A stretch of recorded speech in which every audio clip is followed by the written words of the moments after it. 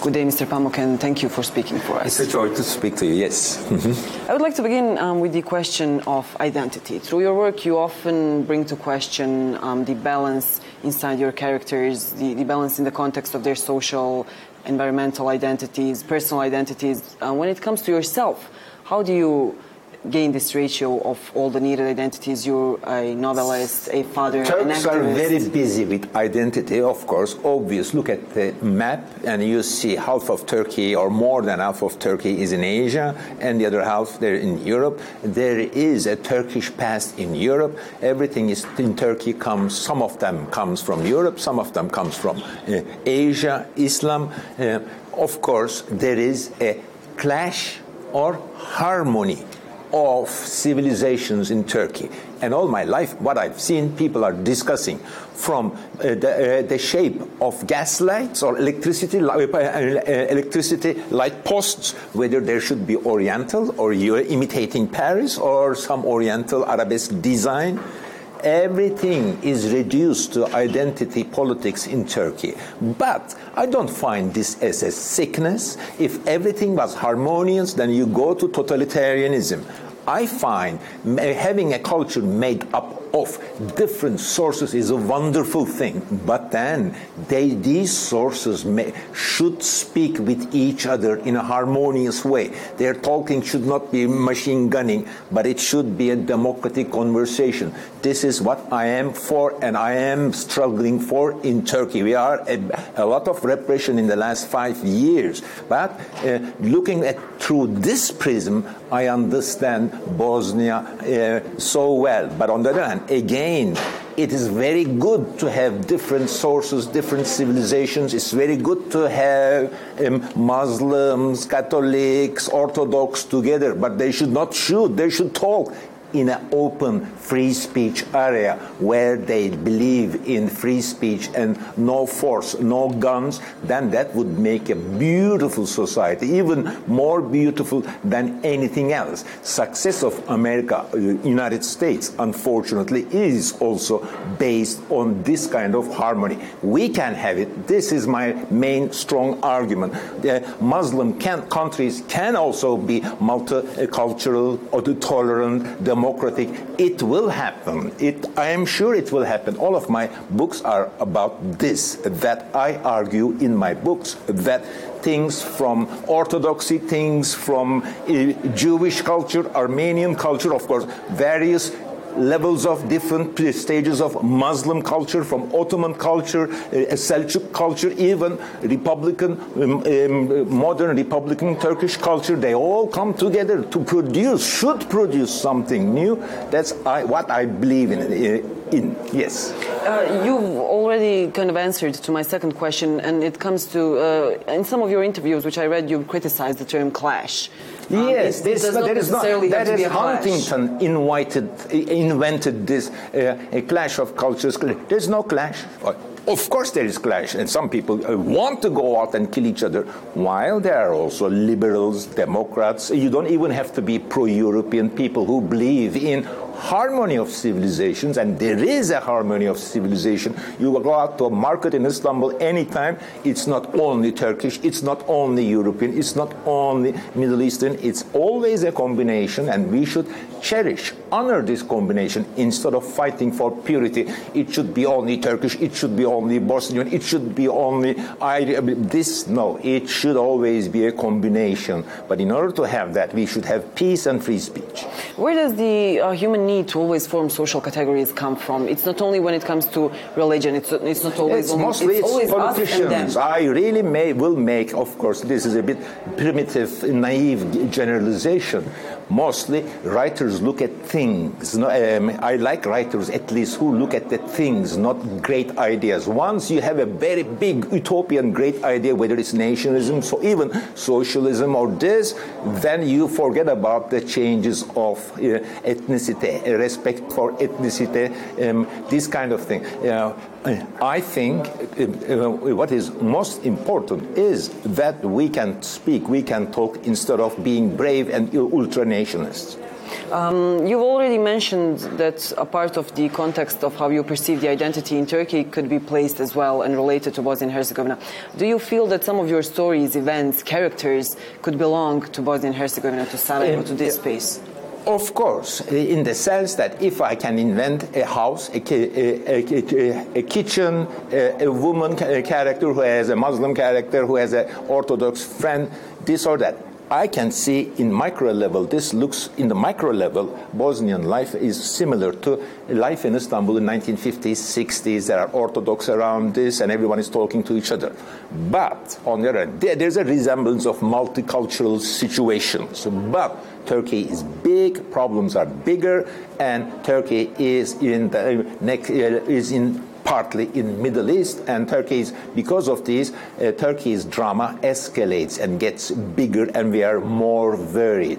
You are, in the end, now a success in Europe, a success of a Muslim country. This is how I see it. And as Turkey, we are more bigger problems and dramatical problems. But in a nucleus level, I understand you so well. Do you feel that in terms of division, the institutional hatred sometimes present may be related very well between Turkey and Bosnia and Herzegovina?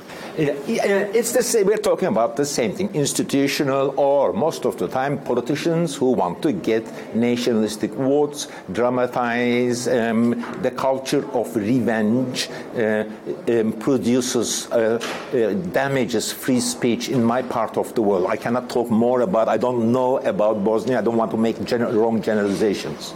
Okay, let's talk a bit more about human needs. When it comes to your novel New Life, you talk a lot about the individual's need to seek for this mysterious purpose of life. You know, this it comes with this courage, with this meaningless courage to move yourself into adventures, often dangerous, which leaves you blind for everything around you, which often is the purpose of life. In New Life, which is not a popular and hard poetic book, I argue, and also in my other novels, that the radical we are, the more utopian we are, and there are lots of radical utopian people, we forget about humane details. We forget about paying respect to the ideas of others. We forget about we should remember not only free speech, but also freedom of religion and belief.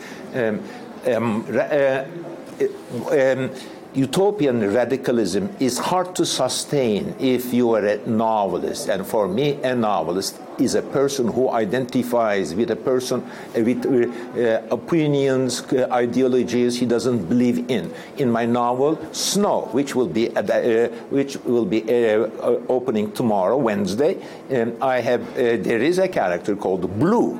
I completely disagree with his Islamic fundamentalist terroristic beliefs, while I, as a writer, think, and as a novelist, think my duty is a strong word. My desire is to go into the skin of this person, not agree with him, but see the world through his eyes, not necessarily agree with anything about him, but see the world. Writing a novel is seeing the world through the eyes of people who do not think like you, who perhaps they disagree with you. And doing this is not agreeing with this person. And this contradicts utopian, sometimes totalitarian utopianism. You have, yes. Yeah, that's exactly how some authors from the sphere of psychology define the openness of mind. It's not basically the ability to make somebody believe the same things that you believe in. It's the ability of being capable of getting in their mind, in their perception, and understanding the world their way without wanting to change them. So does this relate to... Of course I want to change them, but not through my novels, in fact. All writers need to be open-minded in order to be able to identify with the characters which are not similar. Writers need to be open-minded in a very simplistic way, in a very liberal way. But if you are too open-minded, writers also, have their visions, and too much I wouldn't say too much open-minded, but understanding everything sometimes also kills the demon in us. So the thing, sometimes I'm talking like utopian, or not utopian, but well-meaning politician, and sometimes I have to talk like a novelist. The novelist in me, the writer in me, is much more ambitious and radical than the politician in me. There is not much politician in me. Because I am internationally famous, I found myself in political situations. As you mentioned, you're internationally famous. Do you feel like your effective style of writing and the topics you treat in your novels in a way alienates you from the readers in Turkey and brings you closer to the readers abroad, or possibly inverse? No, in fact, Turkish readers are continue to enjoy my books, increasingly so, and also my books are getting more popular in Asian countries. I think that there is no contradiction between the desires or general interests of, say, Latin American readers and or Chinese or Turkish readers. Yes, my book Snow is my most popular book in the United States, while in China my book My Name is Red is the most popular, while in Spain it's my autobiography Istanbul. Why? Perhaps, I don't know, perhaps because I don't have one single book that is overly dominant, but perhaps, yes, America is burdened and troubled by bombing Muslims all the time, while in China they're happy to hear that there are some Muslims who care about their paintings, or in Spain or in Italy, they like to come to Istanbul, which is where it looks like an Italian or Spanish town, and they read my... There are explanations. In the end, people read at me, and I'm very happy about that. I don't want to understand too much and explain the way the readers read me. I don't want to see it through also sociologically. I prefer psychology. So when it comes to writing your books and having in mind that people from many different cultures, geographical spaces, nations read those books, yes. Does it affect you? It affects you, but until to a point that when a writer writes, and one sees the reader looking above you, but up to a point, then you're inspired, then you don't care about the reader. A writer has many moods. A mood where you care about what they say about you, a mood where you don't care about anything. But this is not the only two categories. The mood that you want to explain to yourself the history of your nation or this problem, or the mood that you don't want to explain anything but see the whole world without any explanation.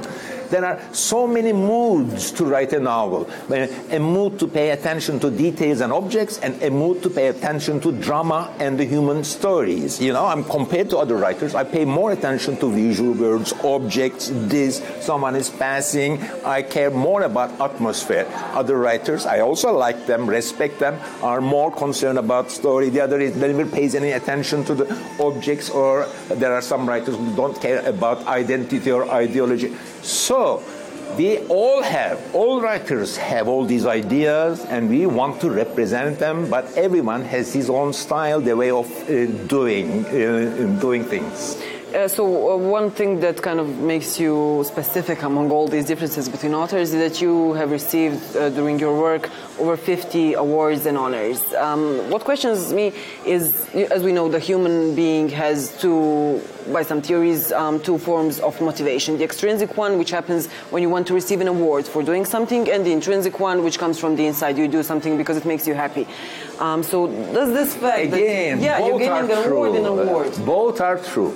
That yes, even here, having a conversation with you and being 3 days in Bosnia and getting this sweet welcome is an award. I am writing for this kind of attention, but sometimes I don't care about anything. I'm angry. I want to express myself, or even forget about psychology or anger, that there is an aesthetic problem there, that this novel should be beautiful. All the ideas there, all the people are there, all the things I have taught before, but it's not working. Then there is really, it's only, you care about only beauty there, that only you care about. You only write for the person who would read you 50 years later, would forget your name, but wow, it's beautiful, he or she will say. So there are so many motivations, but essentially I write for that person. Or today there are also people. Essentially, I am so much troubled by politics, Turkey's problem. Thank God the opposition won this election. I'm very happy about that, this or that. Everyone is calling each other and everyone is happy, so forth and so on. But in the end, I'm not a political person. What matters is the beauty of the page. What matters is the beauty of the book and the person who reads you and says, wow, this is good, this I write for that. Is this anger one of your main emotions behind your writing? I do not pick it up, but if you reduce, if you want one emotion, most important, this is that I am not a political person. I write for the story. I write for the humane situation, but it's impossible to avoid politics. I'm not happy about that, but I also want to be an honest person. Mm-hmm. Okay, your novel, A Strangest in My Mind, among other things, brings into attention the position of women in the Turkish society. What I want to know personally as a woman is, do you think that being the same, writing the same books, everything, if you were born as a woman, would you today be as successful, as appreciated in the whole world? I don't know. I think I would. Able to live in Turkey next to everything you write? I'm not sure whether I would have come out of Turkey if I was a woman, but once I would come out of Turkey as a woman, I think I would be successful, because the whole world wants to see women get out of repression in my part of the world. When I was touring in Turkey about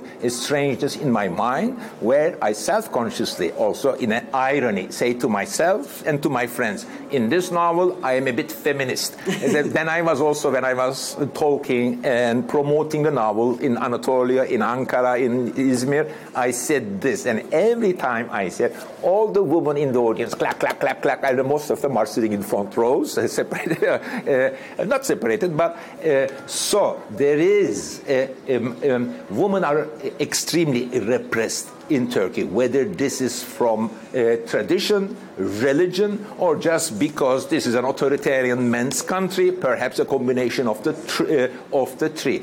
And also, let's not forget that women find look for their voices in fiction, and I am also aware of that. And the third thing that is developing, now that there is so much political repression in Turkey and journalists cannot criticize the government too much, they write more and more, increasingly so, about how women are repressed, horrible things that are done to women was not even reported in the previous decades, now are being reported in the Turkish newspapers. If you come to read in Turkish newspapers, you may think Turkey is women's rights are great in Turkey. In fact, it's horrible, but a lot of reporting because of political situation. I'm very happy about that. Yeah, it's the first step towards, yes, I guess, things getting better. I also wanted to ask you, so a couple of times you've mentioned that, well, the freedom of different professions, freedom of speech, freedom of different rights is not at its best level in Turkey. I wouldn't say. Freedom of speech is dead in Turkey. In fact, I think one of the worst countries in the world for the journalists. Some of my journalist friends in jail. It's not. It's a horrible situation. But one needs some hope to survive. How did you gain your freedom?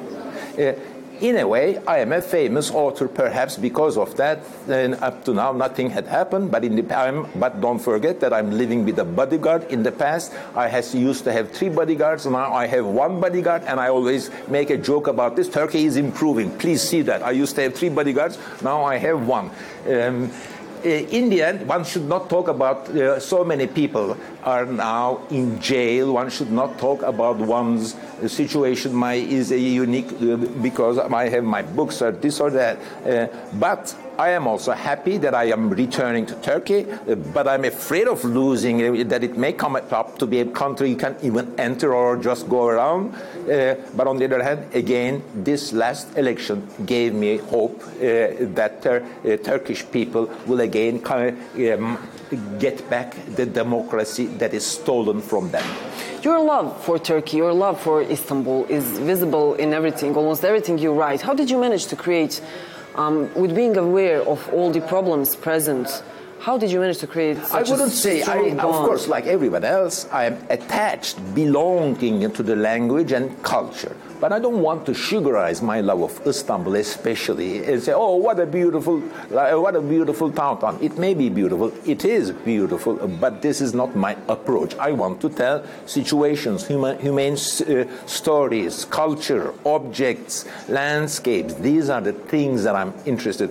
When I pick up my pen, Istanbul is beautiful, but I never say to myself, "I'll write about beautiful Istanbul." You know, I write about human beings. I write about literature, and I like my Istanbul a lot, but I'm not making propaganda of how touristic propaganda. I'm writing literary books. Okay, among other things, you deal a lot with the concept of Islam, of extremism, of, on the other side, the beauties of the purity of the religion when manifested in such a way. The migrant crisis currently ongoing in a big part of the world is contributing a lot to the growth of Islamophobia. What do you feel are the mechanisms of breaking these stereotypes and prejudices? I think there are two subjects here which we should separate and first discuss separately and then see the whole picture when they are together. Rise of political Islam, ultra-secularism that breaks democracy. I have seen those things in Turkey, that Turkey, based on Kemal Atatürk's secularism, was a secular country, definitely so. But in 70s, 80s, it began to be not a democratic country, too much army control, while on the other hand, and people said, well, we have to tolerate some political soft Islam, an idea. Then there was an interest like this, and today we come to what we are living now. In fact, we are very much repressed, but I don't think political Islam is the reason. Political Islam is used, but we are now suffering traditional authoritarianism, traditional intolerance. It's nothing to do with Islam.